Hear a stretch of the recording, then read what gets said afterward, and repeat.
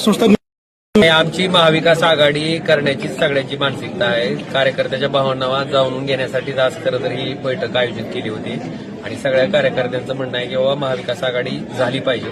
तर त्याच दृष्टीनं मी स्वतः आमचं जे सहकारी पक्ष आहेत महाविकास आघाडीतले भारतीय राष्ट्रीय काँग्रेस, त्याचबरोबर राष्ट्रवादी शरदचंद्रजी पवार पक्ष, या सगळ्या पक्षाच्या नेते मंडळीबरोबर, त्याचबरोबर महाराष्ट्र नवनिर्माण सेना आणि अजून कोण समविचारी पक्ष जे आमच्यासोबत येण्यासाठी तयार असतील, अशाही सगळ्या पक्षांना सोबत घेऊन आम्ही निश्चितपणे कार्यकर्त्यासाठी ही निवडणूक लढू. मागे झालेल्या नगरपालिका निवडणुकीच्या अनुषंगाने जो निकाल लागला त्या संदर्भात आपण काय सांगा?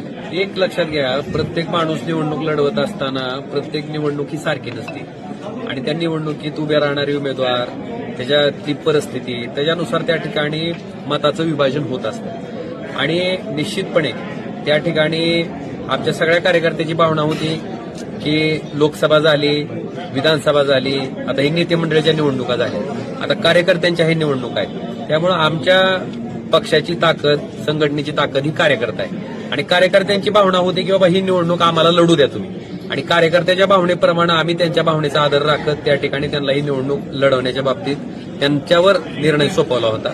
आणि त्याच्यामुळे महाविकास आघाडीतल्या पक्षांची जी एकजूट त्या ठिकाणी होती ती एकजूट न राहिल्यामुळं अजून काही अन्य कारण आहेत, त्याच्यामुळं अपेक्षित असलेलं यश आम्हाला मिळू शकलेलं नाही. आणि निश्चित पण ते अपयश का आलं त्याची कारण मीमांसा करणं, त्याच्यात नेमकं आपण काय कमी पडलो, त्यात काय सुधारणा करणं अपेक्षित आहे.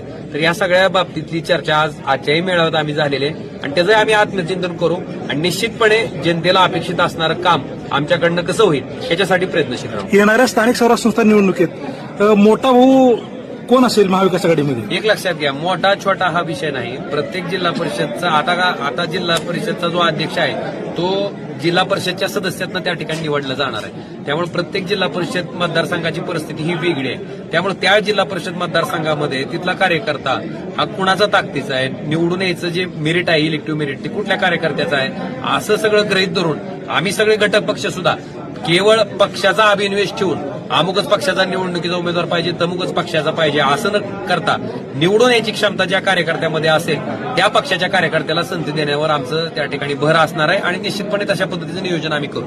जर यदा कदाचित महाविकास आघाडी झाली नाही, जर तरवर आपण कशाला बोलायचं, आपण भविष्यवाणी कशाला करायची, चांगलं बोला की होईल असं तुम्ही प्रयत्न करा.